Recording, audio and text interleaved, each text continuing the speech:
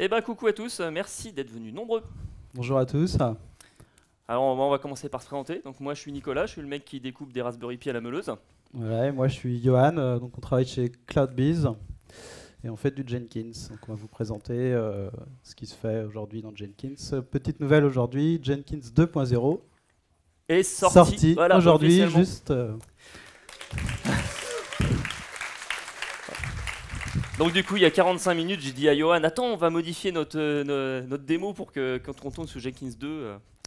Et a priori ça marche, donc on va voir si ça se passe bien. On y croit, on y croit. Alors on va vous parler de Continuous Delivery, je pense que c'est un mot que vous avez déjà entendu, ça fait un bon buzz. Alors il faut savoir qu'il y a des gens qui disent des petites phrases comme ça, c'est rigolote.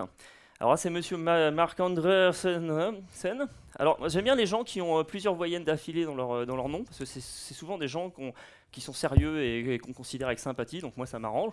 Parce que Deloff, c'est pareil, on vient des mêmes contrées. Et ce mec-là, il a dit que le software is eating the world. Alors ça veut dire quoi? Eh ben, ça veut dire tout simplement que quelle que soit l'industrie que vous considérez, il y a un département IT, quand c'est pas même un département R&D ou des choses comme ça, et ce sont des départements qui sont devenus stratégiques.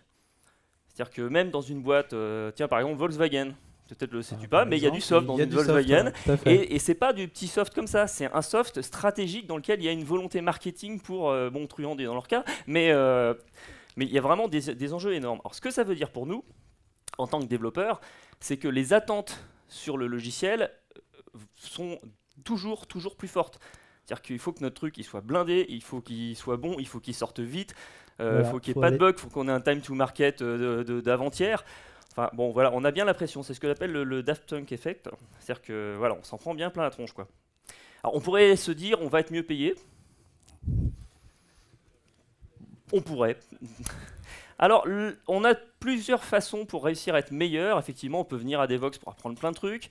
On peut se dire, je vais faire des efforts, je vais être super bon. Puis on peut aussi se dire, je vais être une grosse feignasse et je vais essayer de tout automatiser. Comme ça, j'ai plus besoin de bosser. Voilà, un bon informaticien, c'est un informaticien qui travaille le moins possible, qui laisse les machines travailler pour lui, quoi. Voilà, et donc c'est pour ça que tu es un excellent informaticien. Exactement. Bon. Donc l'automatisation, bah, évidemment, on prend souvent le parallèle avec l'industrie automobile parce que c'est ce qui a transformé en fait cette industrie, c'est que maintenant, bah, ouais, sur une chaîne, en fait, on a des robots qui font des voitures et puis on a des agents de maintenance pour les robots. Mais il n'y a plus vraiment grand monde qui travaille dessus. Transposé à l'informatique, donc on appelle ça du continuous delivery, on parle souvent de pipeline. Bah, ça consiste effectivement à décomposer toutes les étapes entre le mec qui développe et puis l'appli une fois qu'elle est en prod, et surtout à prendre en considération la boucle de feedback de manière à ce qu'à chaque étape en fait on soit capable de dire quel est le statut, qu'on ait la traçabilité d'un bout à l'autre, et voilà, il y a tous ces aspects-là qui interagissent pour qu'on sache en fait à quel moment on a introduit une faiblesse, une régression, qu'on le détecte tôt et qu'on sache rapidement isoler ce problème-là. Alors on va faire un petit quiz. Supposons qu'on cherche un outil qui va nous permettre de récupérer notre code source, de faire de l'analyse statique de code, qui va être capable de compiler, de builder, de passer des tests, de pusher en staging comme en production, de vous faire plein des rapports de partout. Qu'est-ce qu'on pourrait utiliser? Alors on nous propose Travis, Go, un d'autre. Oh, vous n'êtes pas très créatif. Ouais, c'est vrai qu'il y a 2-3 boîtes comme ça qui nous font un peu du buzz via des services hostés sur le net. Alors vous vous doutez qu'on va pas trop vous parler de Travis aujourd'hui. La raison pour laquelle nous on vous recommande Jenkins, c'est parce que l'UI elle est magnifique. Elle a un petit peu changé pour la 2.0, on va vous montrer ça tout à l'heure. Non, c'est vrai, c'est pas tout à fait pour ça. Encore que la 2, quand même, il y a un petit progrès. Non, en fait, la raison pour laquelle Jenkins est si pertinent, c'est en fait, historiquement, Jenkins a toujours été basé sur le concept d'être compatible, compatibilité ascendante. Ce qui fait que l'historique phénoménal de 1200 quelque chose, plugin, qui intègre avec à peu près tout ce qui est possible d'intégrer, vous permet de jongler avec à peu près toutes les infras que vous pourriez besoin, tous les outillages possibles et imaginables. Donc là, on a mis des petits logos un peu en vrac, mais vous imaginez que si on voulait tout mettre, il n'y aurait pas la place sur le slide. Donc c'est ce qui fait la force de Jenkins, et puis bon, comme on ne va pas faire que du slide, on va essayer de mettre un truc concret. en pratique. Donc on va faire un pipeline de continuous delivery. Alors on a voulu faire un truc qui soit pas trop simpliste, parce qu'on en voit parfois des mecs qui Le Hello World, c'est un peu... font un super blog en disant ouais moi je fais du continuous delivery avec Docker machin, et il me dit regardez je fais Docker build, Docker push, hop c'est en prod. Ouais moi je faisais ça sur Multimania aussi, je faisais FTP, je modifiais mon fichier PHP, c'était en prod. Putain, en 97 je faisais du DevOps continuous delivery quand même, merde. Bon. Donc là, ce qu'on s'est dit, on a un développeur, il a lui ce qu'il définit en fait, c'est il a son code source sous GitHub, ou enfin dans Git, et il a un build Maven. Il est resté assez basique. On a des gens qui sont plus orientés QA, qui vont s'attaquer à des problématiques de testing, donc smoke test ou acceptance test. Donc la différence, le smoke test, c'est le test de fumée. On démarre le truc, on regarde si ça fume. Ça c'est pratique, ça va assez vite, mais ça fait un test d'ensemble globalement. Puis l'acceptance test est plus fonctionnel, donc en général c'est des trucs qui prennent plus de temps. C'est pour ça qu'on essaye un peu de paralléliser à ces niveaux-là. Et puis on a des gens du coup qui sont plus production, qui vont gérer des environnements staging, des environnements de production et les process de déploiement sur ces environnements. Et puis à la fin on a l'utilisateur qui va râler parce qu'en fait de toute façon c'est pas ça qu'il voulait. Alors on va implémenter ça. Voilà, donc là... Et alors là, c'est le côté bricoleur, alors on appelle ça comme ça. Il s'avère que je pense que vous êtes encore beaucoup à travailler de cette façon-là. Vous pourrez nous dire si c'est le cas. Voilà, et donc là, je vais passer la main au monsieur qui sait coder. C'est lui qui sait coder. Donc en fait, là, on va vous présenter la manière, on va dire, classique qui se faisait jusqu'à aujourd'hui pour implémenter un pipeline de build avec Jenkins. Donc en mode artisanal, on a ici, donc dans ce première étape de la démo, créer quatre jobs qui vont démarrer les uns après les autres pour faire un pipeline de build. Donc voilà, on va aller voir notre premier job. Donc qu'est-ce que fait ce premier job? Bon, bah, comme disait Nicolas, il récupère donc du code sur GitHub pour le builder. Donc là, vous pouvez admirer les onglets en Jenkins 2.0. On peut directement du coup aller à l'étape de build. Donc on a un build qui est Maven. Et donc ce qu'on va faire à la fin de ce build, s'il s'est passé correctement, c'est qu'on va archiver notre artefact et ensuite on va passer la main à notre deuxième job qui va continuer notre pipeline de continuous delivery.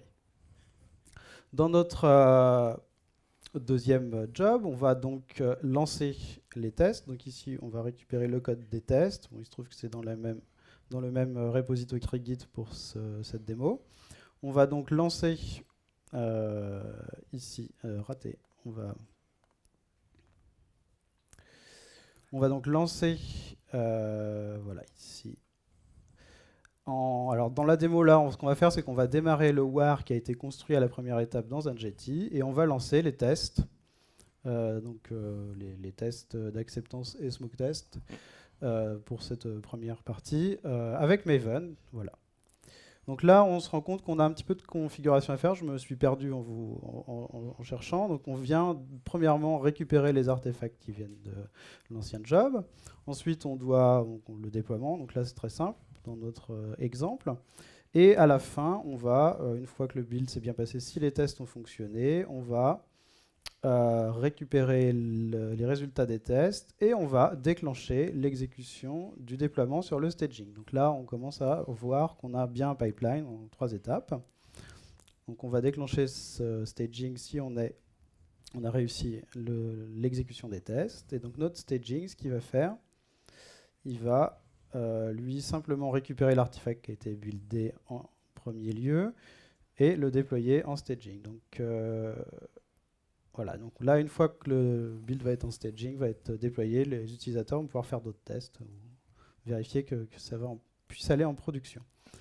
Donc là, ce qu'on voit, c'est que tous les jobs ils sont liés à la main, en fait. Donc c'est pas forcément évident de se faire une idée de comment le pipeline s'exécute, puisque tout est lié à la main. Et on a besoin d'un certain nombre d'aides dans Jenkins. Donc on va avoir besoin de pas mal de plugins pour pouvoir implémenter ça. C'est pour ça qu'on se retrouve avec 10 000 cases à cocher, là, parce qu'on a installé plein de plugins qui sont utilisés dans les différentes étapes de la démo, qui permettent de passer un paramètre d'un job à un autre, de récupérer l'artefact d'un job à un autre. On a aussi le plugin de promotion, si tu peux le montrer. Voilà, donc exactement. À la fin, donc pour poussé en production. On a rajouté un plugin qu'on voit du coup dans le build, dans le job initial, qui s'appelle le Promotion plugin, qui va permettre de promouvoir un build pour l'envoyer en production. Donc ça, en général, l'envoi en production, il y a quand même quelqu'un qui valide qu'une application puisse partir en production. Donc on peut implémenter ça de cette manière en rajoutant une action de promotion dans le build. D'ailleurs, on va peut-être la lancer. Ici, voilà. Le réseau est peut-être pas, c'est un petit peu dommage. Voilà, donc qu'est-ce que fait enfin notre job de production? C'est très simple, en fait, tout ce qu'il fait, c'est juste récupérer l'artefact qui a été promu par le premier job et le déployer dans la plateforme de production. Donc là, très simplement, ce qu'on a fait, c'est qu'on a juste un JT avec 4 web contextes et on est dans le web context production pour cette démo. Et on a fait le déploiement, je ne sais plus si on l'a fait. Ouais, on peut aller voir du coup dans JT, ici, voilà. Donc là, on a... Bon, ici, on avait fait le test, donc on a notre super appli. Notre super appli. Super voilà, designer d'appli web. Hein, voilà. Du coup, attends, je repasse sur les slides. Ouais. Oups, hein. Donc, si j'arrive, hop. Ouais. Alors du coup, la façon dont on travaille, on bénéficie effectivement du très très large écosystème de plugins de Jenkins. On se retrouve effectivement avec une UI où il y a beaucoup d'options un peu partout, qui fait qu'on peut assez vite s'y perdre quand on est nouveau en Jenkins. Mais vous avez vu qu'effectivement, en gros, à chaque fois qu'on veut faire un truc, on va tomber un peu sur le... C'est un peu le principe de l'App Store, hein. Il y a un plugin pour ça. Voilà, il y a un plugin pour tout. Et donc, effectivement, vous dites, ouais, mais moi, j'aimerais bien avoir un bouton vert pour valider mon truc. Bah, tu mets ce plugin-là. Et moi, j'aimerais bien passer, par exemple, le git commit. Au début, on pourrait vouloir qu'il soit tracé tout le long. Donc, on va dire, bah oui, mais il y a un parameterize trigger plugin machin qui permet de rajouter des paramètres et de suivre. Donc, assez vite, voilà, on va s'amuser à jongler un peu avec tous ces paramètres. Et donc c'est un nom en termes d'architecture, on appelle ça une usine à gaz. Exactement. Et c'est quand même très difficile à maintenir, très difficile de se faire une idée en fait de ce qui fait vraiment s'exécuter. À maintenir, c'est complexe. Et si on a besoin par exemple de recopier ce pipeline pour une deuxième application, il va falloir redupliquer tous les jobs, etc. Et ça va devenir difficile à maintenir. Alors le gros intérêt, c'est que ça vous garantit du boulot, par contre. Ouais. Non, mais on en est arrivé au point où mettre en place ce genre de pipeline est tellement compliqué que des gens ont créé des plugins dont le but est en gros d'utiliser des mécanismes de template ou de DSL pour recréer des jobs qui ressemblent à ceux d'à côté, mais en changeant 2-3 paramètres. Donc c'est vrai qu'on avait un problème de plugin, on en a mis un par-dessus. Bon bref, on va passer à la suite.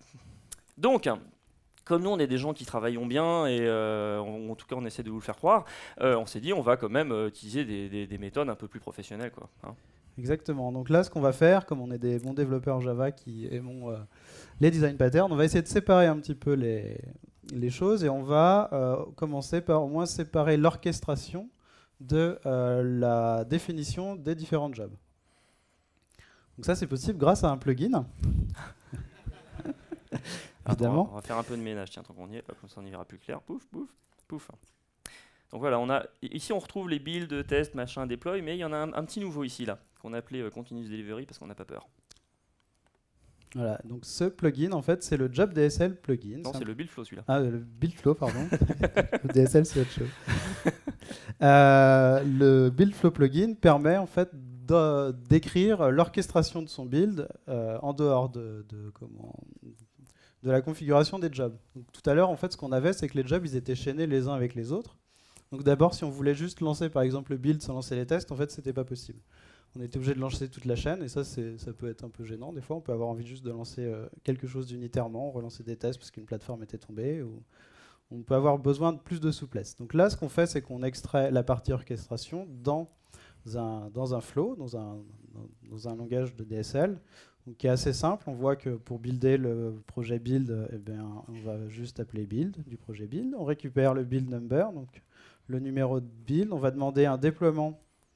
Donc on va exécuter le job deploy sur l'environnement de test pour ce build-là. Et puis en parallèle, après, donc là, on va pouvoir commencer à exprimer des choses un petit peu plus complexes. On va pouvoir lancer en parallèle des choses, etc. on va pouvoir lancer les tests d'acceptance et les tests de fumée en parallèle. Et Alors si ça s'est bien ça, passé, typiquement, pour faire ce genre de choses avec Jenkins, vous seriez obligé d'avoir un certain nombre de jobs qui gèrent toutes les étapes de test. Hein, typiquement, un qui va faire les tests de A à M et l'autre de N à Z. Et puis vous allez avoir le plugin qui agrège les résultats des tests et vous allez avoir le plugin qui attend que les deux sous-jobs soient terminés pour continuer à faire. Enfin, donc, c'est tout à fait possible. Alors Il y a que des plugins pour faire tout ça. c'est que du bonheur. Et en fait, là, on l'a implémenté avec un mot-clé, le mot-clé parallèle, en disant bah, voilà, tout ce qui est là-dedans, tu as deux lignes, elles sont en parallèle et tu attends que tout le monde se termine. C'est un peu plus concis quand même. Voilà, et au moins, on voit facilement en fait qu'est-ce que l'orchestration de notre pipeline de continuous delivery. Donc si les tests sont bien passés, après on fait un déploiement sur la plateforme de staging. Et donc là, si on veut ensuite faire un push à la production, eh bien on peut lancer à la main le job deploy en mettant le bon nom de cible et le bon numéro de build. Donc ça, on a bien séparé. Voilà. Alors par contre, on le voit, on a la pas console ici, quelque part. c'est là. Ah oui, non, c'est pas là. Si on a la console du dernier build, pouf. Ce qu'on va voir là-dedans dans l'exécution, c'est on voit le log de l'orchestrateur. On voit effectivement, il a lancé build number 2, il a lancé deploy number 1, il a lancé les smoke test number 1, les acceptance test number 1. Donc on a quelque chose effectivement qui... On voit bien cette logique d'abstraction où on a vraiment défini la hiérarchie des jobs, la façon dont ils s'orchestrent. Chaque job fait son boulot dans son coin. En fait, la limite fonctionnelle de ce truc-là, en termes d'expérience utilisateur, on va dire, c'est que dans des builds pas complètement triviaux, ça peut arriver que en fait, ce smoke test-là va planter parce qu'il y a eu quelque chose qui s'est mal passé dans le build, mais qui n'était pas forcément identifié comme une erreur de build. Et donc vous allez avoir globalement une erreur, donc vous allez avoir à aller voir dans ce log là pour que le truc vous dise, vous faites console output, alors là, ah merde, c'est bizarre, le fichier il est pas bon, alors je reviens là, et puis là je vais voir dans mon build numéro 2, je vais voir console output, et là je vais voir que, ah bah mince, en fait il manque le truc. Typiquement, vous allez passer votre temps à cliquer là-dedans, pour aller chercher les logs à droite, à gauche, perdre un temps fou. En fait la problématique de vouloir séparer les choses comme ça, c'est qu'on arrive à une dispersion complète de l'information. Si votre idée en fait de l'intégration continue, c'est que c'est pas au développeur qui a été notifié d'aller cliquer sur une URL et de fouiller partout pour retrouver ce qui a merdé. Normalement, le mail qu'il reçoit ou la notif qu'il reçoit doit le pointer directement la bonne information. Donc c'est-à-dire qu'on a besoin vraiment d'un log consolidé. Ce qui ne veut pas dire qu'on ne veut pas quand même avoir le bénéfice d'avoir cette approche DSL justement pour exprimer les choses. Là, donc non, retour à la feuille blanche, ça le fait voilà, pas. c'est pas encore tout à fait ça. C'est mieux, mais on n'y est pas encore. On a encore la problématique aussi d'avoir plein de jobs qui vont être difficiles à copier. Il y a une autre difficulté dans le build flow qui est une limitation technique. Là par contre, c'est qu'en fait, c'est un thread qui exécute votre script. Donc vous vous doutez bien que si vous l'utilisez massivement, vous avez beaucoup de threads qui tournent, et puis que pendant que votre truc tourne, il faut pas redémarrer Jenkins, c'est pas une bonne idée du tout. Donc c'était un bon POC, mais bon. Il faut aller un peu plus loin. Alors, ce qu'on va vouloir faire, on va vouloir garder cette idée de modéliser tout notre pipeline d'une manière qui ne va pas être un clicodrome, mais qui va vraiment être quelque chose qu'on exprime sous forme de script, sous forme de DSL. Et donc on va faire appel à un plugin. Vous avez peut-être entendu parler de ce plugin sous le nom de Workflow. Et en fait, là par exemple, là normalement je dois $1 à Sacha, puisqu'on n'a pas le droit de dire ce mot maintenant. Ça s'appelle un pipeline. n'a jamais existé. Voilà, le machin flow n'existe pas. Alors, on va voir ce que ça redonne. C'est quoi dans un workflow? C'est là. Hop. Je t'en prie. Donc un workflow, c'est donc toujours basé sur un DSL. Là, on n'a plus qu'un seul job, comme vous l'avez pu le voir. Voilà. Alors, juste un petit aparté, en Jenkins 2.0, la stage view ici, qui est la visualisation du pipeline, elle a été open sourcée par CloudBees. Donc maintenant, en Jenkins 2, on peut avoir ça en open source. Hop. Donc du coup, un pipeline, qu'est-ce que c'est? C'est un script qui va décrire notre build de manière complète, avec toujours un langage de DSL, mais là on va avoir une architecture derrière qui est beaucoup plus complexe. Donc c'est un un moteur Groovy qui peut être arrêté, redémarrer, donc ça survit à l'arrêt de Jenkins. Alors s'il y en a parmi vous qui ont vu la session d'Adrien Le Charpentier hier, surtout si vous ne l'avez pas vu, attendez qu'elle sorte en vidéo parce que justement il montre la construction pas par pas de ce DSL. C'est vraiment un bon live coding. Nous ce qu'on veut vous montrer ici, bon voilà le DSL, je pense qu'il y en a quelques-uns, ça commence à repiquer les œufs. Parce que vous voyez plein de mots bizarroïdes quand même là-dedans. Ce qui est important à savoir, c'est cette petite option ici. Là. Ça, c'est l'option « Je ne sais pas comment ça marche ». Et donc, je clique ici, et là, je repasse en mode clicodrome. C'est-à-dire qu'on va me dire, bah, tiens, moi, ce que je veux faire, c'est, par exemple, je veux afficher un message. Hein. Donc, dans mon build, je vais faire un hello devox, parce que tout le monde fait ça dans son build. Et je lui dis, mais c'est quoi le code Groovy pour faire ça? Et tiens, quelle surprise, c'est un echo avec entre cotes hello devox. Bon, et des fois c'est un peu plus compliqué, ça vient pas forcément spontanément. Mais typiquement, quand on a des intégrations avec des plugins avec comme Git par exemple. Alors le plugin Git, il a un mot clé qui va directement, mais par exemple, attends, c'est où le wrapper truc là? Générique build wrap. Ah par là, ici, hop. Mettons qu'on veuille utiliser voilà le color ANSI console output en mode CSS. Plugin qui n'a pas pour l'instant, été directement intégré dans le pipeline pour avoir le mot-clé qui irait bien ou le faire de manière totalement transparente. Et bien effectivement, on se retrouve avec une syntaxe qu'on aurait peut-être moins spontanément écrite. On a une référence avec la classe correspondante. Donc on sent que, bon, ok, on va dire que c'est un contournement en attendant que le plugin ait évolué, mais en tout cas ça marche. Déjà, dès aujourd'hui, même si des fois le workflow va pas être... putain, 2 $. Le pipeline va pas être super propre, et ben, au moins on aura quelque chose qui permet de tourner dès aujourd'hui là-dessus. Donc effectivement, on se retrouve... ce que vous avez vu ce qu'on avait dans la visualisation tout à l'heure, c'était les stages en fait, qui sont ici, qui permettent vraiment de définir les différents blocs et la logique de l'orchestration pour qu'on puisse suivre de manière visuelle l'exécution d'un pipeline de continuous delivery. Bon, si on rentre peut-être juste un tout petit peu dans le détail du DSL, donc là, premier mot-clé, le stage pour avoir des blocs dans la vue IHM. Ensuite, ici, le node, ça veut dire je demande à m'exécuter sur un nœud, donc je vais récupérer un slave Jenkins. Je vais faire un checkout, je vais exécuter Maven, et une fois que j'aurai terminé la construction, donc ici on construit notre application, je vais mettre le war qui a été généré sur une étagère, donc avec le mot-clé stash, que je vais pouvoir récupérer plus tard dans mon build. Donc là, ça évite en fait le copy artifact qu'on avait vu à la première démo. Dans la deuxième partie en QA, pour faire le déploiement de test, je fais juste un unstash et là je fais le déploiement. Donc notre déploiement est très simple, ici on met juste le war dans Jetty, mais le principe c'est de... Et là typiquement le fait qu'on ait ce mot-clé node, c'est ça qui va nous permettre de par exemple qu'une partie de notre build se fasse sur une machine Windows parce qu'on exécutait des tests spécifiques, une autre partie va se faire sur un nœud macOS, mais tout ça, ça reste dans la même description générale. Parce qu'on peut vraiment jongler avec ces logiques de nœuds dans Jenkins. Alors on peut demander en fait un label pour avoir le nœud qu'on souhaite. Alors je vais enlever ça parce que la démo risque de ne pas marcher après. On peut donc de la même manière avec le build flow lancer en parallèle des exécutions de tâches. Donc là on va du coup lancer sur 2 nœuds différents. Donc on a aussi de manière, ça va être plus facile à scheduler pour Jenkins. On va pouvoir lancer les tests, les smoke tests et les acceptance tests. Et une fois qu'on aura terminé, on va passer au déploiement sur le staging pour que des humains puissent regarder le résultat du déploiement, enfin de l'exécution de la construction de notre application. Pardon. Et là, on a un mot-clé intéressant, c'est concurrency. Donc si on a par exemple 5 commits qui viennent d'arriver dans le repo, on va avoir 5 builds qui vont démarrer, 5 fois les tests d'acceptance et de smoke test, mais on ne va pas forcément avoir envie de déployer 5 fois dans la même minute sur notre environnement de staging. Ça n'a aucun intérêt. Donc ça, en fait, ce que ça va faire concurrency, c'est que ça va prendre juste le dernier build en cours et ça va déployer qu'une seule fois. Les autres builds vont être annulés.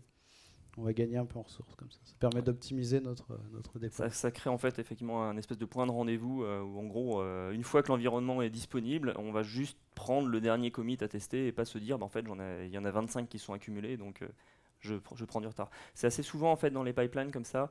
On a des phases, surtout vers la fin, qui peuvent être très longues et qui sont limitées en termes de ressources. Et donc là, bah, c'est vrai qu'on est vraiment obligé de dire, bon, à un moment, faut choisir le dernier build correct parce que ça sert à rien de tester ce qui était avant en fait. S'il y a d'autres, avec 3 builds en cours, on prend que le dernier et les autres, de toute façon, ils n'ont pas d'intérêt à être déployés, quoi. Voilà, une fois qu'on est là, on va donc déployer en staging, donc même principe, hein, dans notre démo, on copie juste le war dans JT. Et là, un truc très intéressant, on va demander à l'utilisateur une entrée. Donc jusqu'à aujourd'hui, pour avoir une interaction utilisateur, en fait, c'était quoi? C'était on attendait la fin d'un job et puis l'utilisateur devait lancer manuellement un nouveau job. Donc on n'avait plus vraiment la vision de la continuité du pipeline de build de continuous deployment. Alors que là, le workflow va s'arrêter, en fait, le job de workflow va s'arrêter pour afficher un message et demander à l'utilisateur si, donc ici, si le staging est correct. Et s'il répond OK, à ce moment-là, on va pouvoir faire le déploiement vers la production. Alors regarde ce que ça donne. Alors voyons voir. C'est le même. Là. Oui, tu l'as déjà. Ouais, ça fait une modif dedans. Peut-être. Ça serait fâcheux par contre que ça marche pas. Allez, Pépère. Une petite blague peut-être. Peut-être on va refaire un petit retour arrière. Non, c'est pareil. Ça non, ça fait pas. Bon, il y a des jours comme ça. Hein. Vous nous croyez si ça marche? Ça marche. Hein. De toute façon, soit dit en passant, la démo que vous voyez ici, c'est un Docker Compose qui est disponible sur GitHub. Je crois qu'on a mis le lien à la fin. Donc si vous voulez réessayer tout ce qu'on a fait ici, vous récupérez le checkout du repo, vous faites un Docker Compose. Hop, si, là, voilà. Superbe. Et donc vous pouvez effectivement voir ce qu'on a fait, rejouer les démos à vos amis, si ça vous tente. Hein. Donc là, effectivement, on a lancé... Donc là, on lance le build, donc on va pouvoir aller voir aussi. Alors par rapport au build flow, du coup, on va se retrouver avec toutes les étapes de notre build qui vont se retrouver dans le même log. Donc ça va être plus facile à suivre. Donc, par contre, ça va prendre un tout petit peu de temps. Voilà. Donc là, on voit par exemple que on a 2 exécutions en parallèle au niveau des smoke tests et des acceptance tests. Ah, GitHub est revenu. Ouais, c'est cool. Alors peut-être qu'on pourrait... Non.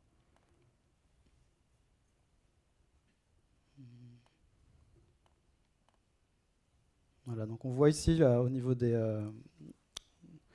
nœuds dans Jenkins, qu'on a des exécutions, on voit les parties en fait. Donc quand un pipeline s'exécute, à chaque fois qu'il y a un nœud qui est alloué, on a du coup une tâche qui s'exécute sur un nœud ici. Donc on peut avoir du coup plusieurs choses en parallèle qui viennent du même job. Et en termes d'implémentation du pipeline lui-même, contrairement au build flow, là on n'a pas un thread qui est en train d'exécuter le Groovy qu'on a tapé. La syntaxe Groovy est utilisée, en fait le parseur de Groovy est utilisé pour lire le script. Par contre, il est lui-même transformé, on va dire grossièrement en une espèce de machine à état, ce qui fait qu'on pourrait très bien décider, tiens, de redémarrer Jenkins là. Ouais, et au prochain démarrage, bon, c'est possible que le job là, il apprécie modérément, mais en tout cas, il est capable de reprendre le pipeline là où il en était. Donc effectivement, ceux qui ont des pipelines assez longs et qui ont des problématiques, justement, quand il y a des maintenances à faire, ils sont obligés de faire ça le week-end et encore, généralement quand il y a un pont pour avoir un jour de marge, là, effectivement, c'est plus du tout un facteur limitant. Alors de même, on peut sauvegarder l'état d'un workflow, d'un pipeline, qui a tourné jusqu'à la moitié pour le redémarrer vers un nouveau job, par exemple, pour réessayer un déploiement. Bon, là, malheureusement, je pense qu'on va être obligé d'arrêter là. Ouais, non, il va pas arriver. Bon, c'est pas grave. Allez, donc, en gros, juste... Attends. Ouais. Hop. Donc ici, si ça avait terminé, on aurait eu une fenêtre qui permettait de dire « Ok, là, le staging s'est bien passé. » Ah bah, peut-être qu'on va avoir de la chance. Oui, magnifique. Oh là, quelle synchronisation. Donc on a une fenêtre qui nous dit « Ok, est-ce que l'environnement de staging c'est bien déployé ?» Et si c'est le cas, à ce moment-là, on continue l'exécution de notre continuous deployment et on va aller jusqu'à la production. Donc allons-y, soyons joueurs, acceptons. Donc voilà, ça c'est typiquement, ça remplace complètement le promoted build. Au lieu de venir greffer un plugin qui va faire du bricolage pour enchaîner des jobs, en fait c'est directement en natif, quoi. Et ça y est, on a notre super appli en production. Voilà, et notre appli elle est en production. Donc là l'intérêt, oui, c'est ça, on voit vraiment tout et on n'a pas de problème pour se faire une idée, représentation mentale de notre pipeline. Alors, pour aller au-delà, est-ce qu'il y en a parmi vous qui ont entendu parler d'infrastructure as code? Normalement vous devrez être assez nombreux parce que ça commence à être bien rentré dans les mœurs. En fait, si on veut aller au-delà dans la gestion d'un pipeline de continuous delivery, on a exactement les mêmes problématiques qui sont qu'est-ce qui se passe quand GG passe et qu'il modifie le script et que ça ne marche plus.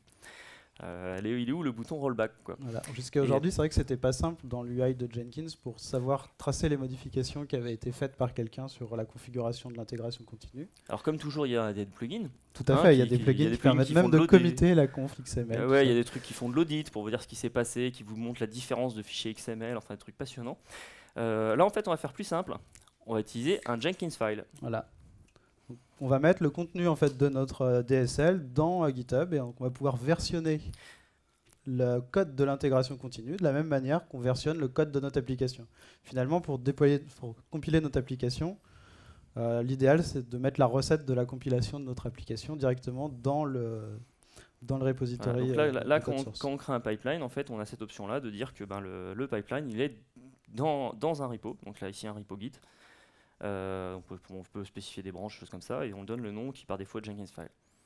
Et en fait, du coup, dans le Jenkins file, on va avoir la possibilité de faire à un moment ce qu'on appelle la commande DSL checkout SCM, parce que le SCM on l'a déjà défini puisqu'on a pris le Jenkins file. Ouais, on le voit là, ouais. Hop. On va le voir ici. Le Jenkins file, il est là si ça passe. Effectivement, on a ça. La première chose qu'on fait, c'est checkout SCM. En fait, implicitement, ça veut dire le SCM d'où je viens moi-même, quoi. Ça semble assez. Ce qui veut dire la même branche que celle d'où je viens, et ainsi de suite. On n'a plus besoin de mettre une URL GitHub là-dedans. Ce qui est quand même pas mal. Et là, c'est. Attends, ça, c'est la suite. Hop. Donc, ça, c'était le Jenkins file. Alors, après, on peut faire plus malin. On se dit, ouais, ok, on a mis notre script, notre DSL de pipeline, de continuous delivery, on l'a mis dans notre SCM. Maintenant, si on commence à faire du git flow, des choses comme ça, si on commence à avoir des branches de maintenance qui se buildent pas forcément de la même manière ou avec les mêmes environnements, on a migré de version de Node ou des choses comme ça. Voilà, on peut se dire bon on va faire comme d'habitude, on va recréer des jobs à la main dans Jenkins. C'est vrai que c'est un boulot tellement passionnant. En fait, ce qu'on va faire nous, c'est qu'on va essayer d'être un petit peu plus malin que ça. On va demander à Jenkins de faire le boulot à notre place. Si j'arrive à changer d'onglet, hop. Et c'est ce truc-là, c'est un multi-branch. Alors là, en gros, la configuration, qu'on n'a pas montré jusqu'ici, hop, elle est assez limitée puisqu'il n'y a pas d'étape de build. Tout ce qu'on lui dit, c'est en fait, le code est là. Donc, effectivement, c'est ce repo qui est ici. Et en fait, il fait du scan du repository et il a détecté qu'il y avait une branche démo, une branche master, et puis alors on peut être joueur, on peut dire... En fait, il détecte toutes les branches où il y a un Jenkins file à la racine et il crée automatiquement le job. Donc par exemple, si on a une pull request, il va pouvoir créer, ça dépend de la conf qu'on lui-même, il va pouvoir créer un job pour cette pull request, pour la builder. Donc on peut imaginer avoir des pull requests qui permettent de modifier la conf du Jenkins file et de tester ça de la même manière qu'on build son code. Je vais forcer l'indexing parce que ça tombe tous les N minutes, je ne sais plus. Je crois que tu as mis tous les 4 semaines. Oui, oui, parce qu'il nous faisait chier tout à l'heure. Oui. Donc voilà, il a détecté qu'il y avait une branche Devox et donc logiquement maintenant j'ai un Devox qui vient d'apparaître et qui a été triggeré automatiquement. Donc autrement dit, une fois que votre Jenkins file il est à peu près calé, parce que forcément il faut un petit peu le bricoler dans Jenkins pour réussir à mettre tout bout à bout, vous le committez dans votre repo Git. Et puis, chaque fois qu'on crée une branche, en fait, elle va être automatiquement gérée par votre Jenkins. Chaque fois que vous avez une pull request, elle va être automatiquement gérée par Jenkins. De la même manière, il va supprimer les branches une fois que les branches ont été mergées, par exemple. Ce qui veut dire que vous n'allez plus dans l'UI de Jenkins. Voilà. Moi, j'ai tendance à dire, moins tu y vas, mieux tu te portes. Du coup, c'était aussi un des trucs qui était bien avec Travis CI, et c'est qu'on avait ce fichier à la racine de notre repo pour définir comment on buildait notre application. Donc là, on peut faire la même chose aujourd'hui avec le Jenkins file. Bon, je pense qu'on a fait le tour. On est pas mal, on est un peu en avance du coup. Ouais, donc du coup, si vous avez des questions. On a peut-être oublié quelque chose, non? Tu crois? Je sais pas. Ah ouais, merde, on avait parlé de Docker. Maintenant, il faut que je change de tenue alors. Bon, alors Docker. Donc, Docker, on a mis Docker dans notre. Est-ce qu'il y en a qui connaissent pas Docker? Non, c'est bon, ça c'est fait. Donc Docker. C'est chaud. Alors on peut donc. Vas-y, je t'en prie. Donc Docker, qu'est-ce que ça apporte pour Jenkins? Donc déjà ça permet de configurer très facilement ces toolchains. Jusqu'à aujourd'hui, en fait, quand on configurait Jenkins, il fallait aller dans les tools installer, dire j'utilise telle version de Java, comment je l'installe, etc. En utilisant Docker, on va pouvoir utiliser les images Docker comme base de notre build. Là, l'exemple typique dans les scripts qu'on vous a montré, on disait à un moment, on disait vas-y, Maven installe. Ouais, mais quelle version de Maven, quelle version du JDK, quel OS, quel machin, quelle version de FFmpeg, lib 326412 et tous ces trucs-là, en fait, une manière très simple de le gérer, c'est de dire j'ai une image Docker avec ça dedans. Puis basta, quoi. De la même manière qu'on utilisait le Jenkins file pour définir comment on build, avec quoi on build, on peut le définir avec Docker. Voilà, ça va Alors, nous du coup, permettre. voilà, ça va nous permettre en fait d'être capable d'être capable de reproduire nos environnements de manière fiable.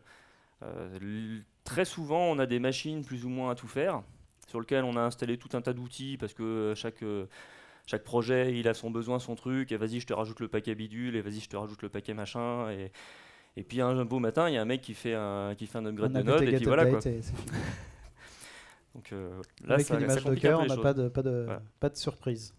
Alors l'autre intérêt, c'est que du coup les machines qu'on avait jusqu'ici, qu'on avait tendance à spécialiser parce que effectivement notre projet qui dépend de ImageMagick en version truc, notre job ne pouvait tourner que sur cette machine-là. Donc il y avait tendance un peu à se la réserver et on tombait assez vite d'ailleurs dans des logiques d'achat interne où cette machine elle a été facturée sur tel projet, il n'y a que lui qui y touche.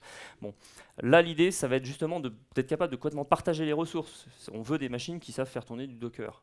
C'est-à-dire, à la rigueur, il peut y avoir rien dessus à part Docker, on s'en tamponne. Par contre, du coup, on va vraiment pouvoir répliquer nos conteneurs à droite à gauche pour équilibrer complètement la charge de build, donc avoir forcément beaucoup plus de réactivité sur le CI/CD. Alors, par contre, on entend parfois des gens qui nous expliquent qu'ils sont en train de mettre en place un pass interne ou qu'ils sont en train de monter un Jenkins multitenant parce que grâce à Docker, ça leur permet d'isoler les gens. Alors ouais, donc la sécurité dans Docker, c'est un vaste sujet, mais on va dire globalement, je ne sais pas si vous avez vu le talk de Quentin Adam tout à l'heure. Bon, ceux qui l'ont vu, ça résume assez bien les choses. L'idée, c'est quand vous avez deux conteneurs côte à côte sur la même machine, il y a certes des choses qui les empêchent de faire un peu n'importe quoi, mais on ne va pas dire que ça les bloque complètement. Donc si vous espérez pouvoir vraiment isoler des gens qui ne sont pas censés savoir qu'ils sont ensemble, ça ne va pas le faire du tout. Par contre, CloudBees a un produit qui s'appelle CloudBees Jenkins Platform Private SaaS Edition, qui fait ça excessivement bien et que je vous encourage à aller voir, on mettra le lien. Voilà. Alors maintenant, on va croiser les flux pour voir ce qui se passe si on met un Jenkins file et qu'on utilise Docker ensemble. Donc c'est quelque part par là. Non, c'est pas celui-là, multibranche. Donc là, on a notre repo. On va faire un peu d'imménage. Pouf, pouf, pouf, si on n'a pas besoin. Donc ici, donc ce plugin-là, c'est un plugin qu'on a fait il y a 2 ans pendant le Docker Hack Day, qu'on avait appelé Okidoki, parce que c'était sympa. Et puis qui a été renommé CloudBees Custom Build Environment Plugin. Docker Custom Build Environment. Ouais, il manque un mot, c'est ça, ouais, c'était trop court. On a des mecs de Spring Source en fait, qui nous aident à trouver des noms pour les plugins. Et donc, l'idée, en fait, elle est là, c'est de se dire, moi, je suis dans mon job classique Jenkins, et à un moment, je lui dis, moi, en fait, mon build, j'aimerais bien qu'il se fasse dans un conteneur Docker. Donc, je n'ai jamais configuré dans mon Jenkins des installations de Maven ou des trucs automatiques. Je lui dis juste, mon build se déroule dans cette image-là.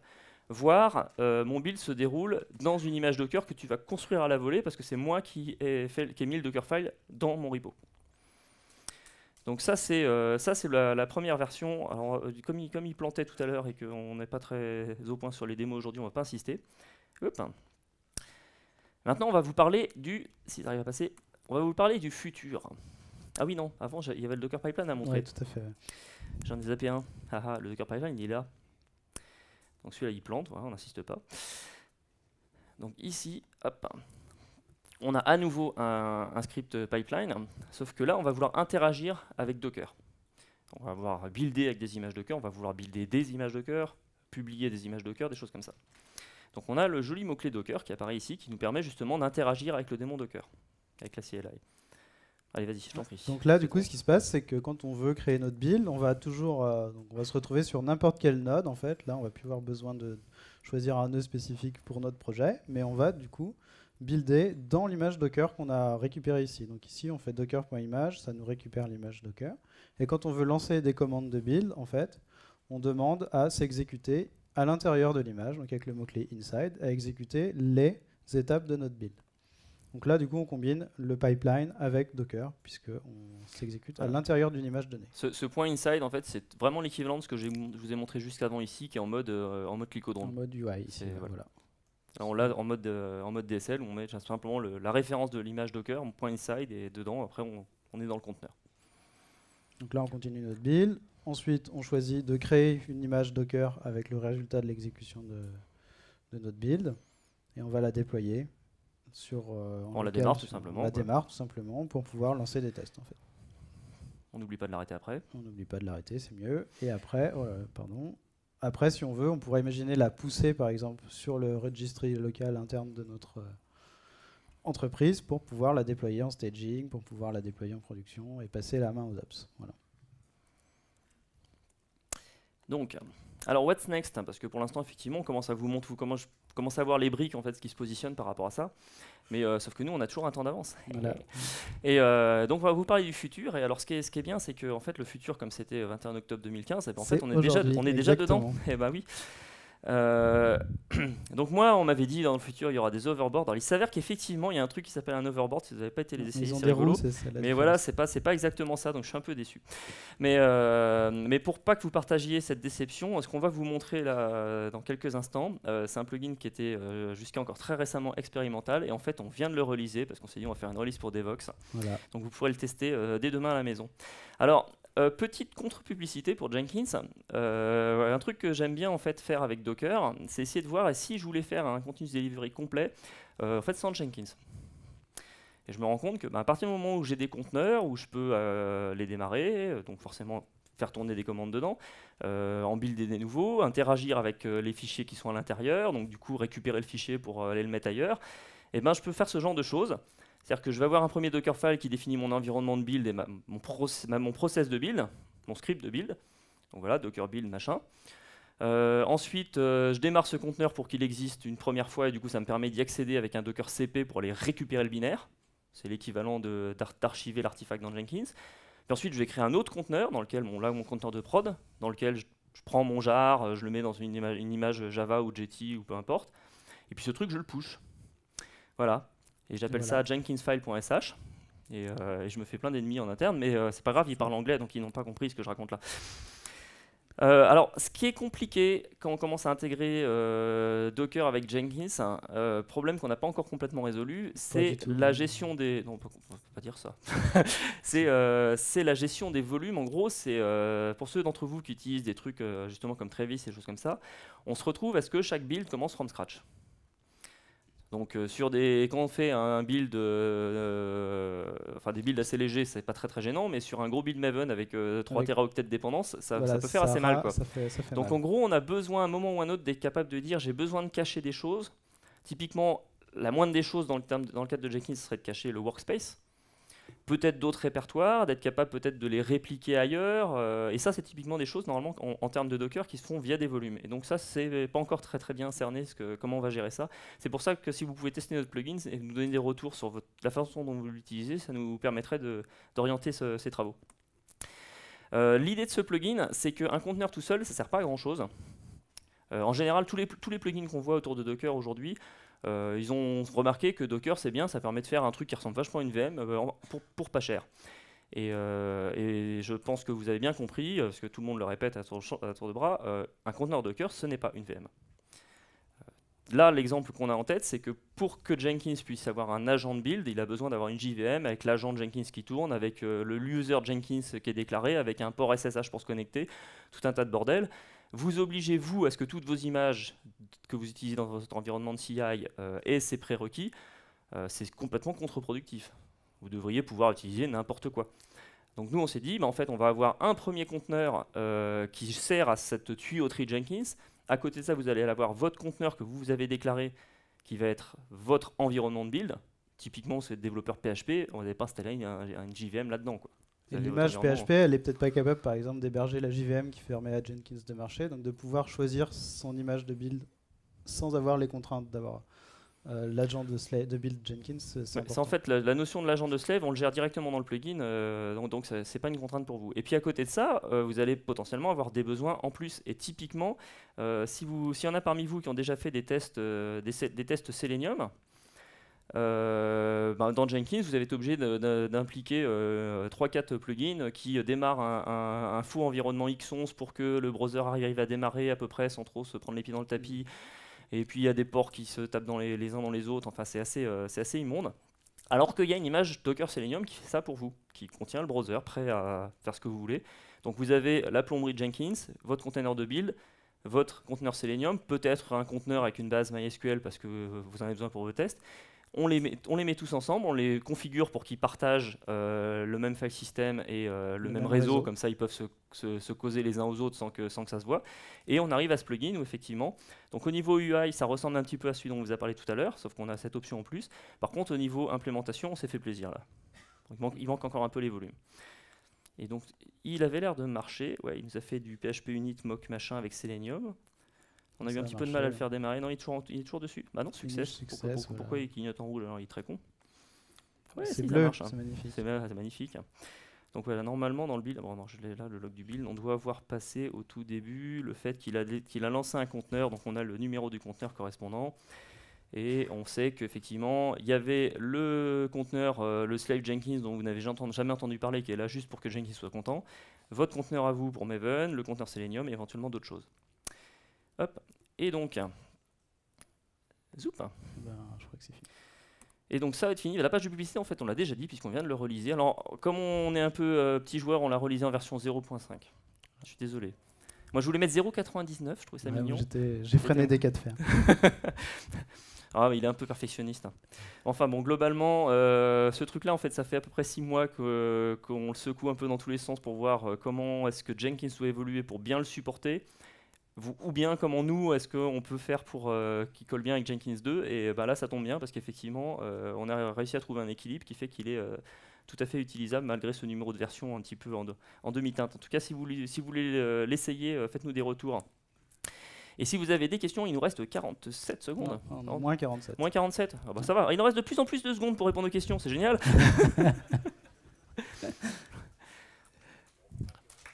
Ah bah, question, merci. Merci.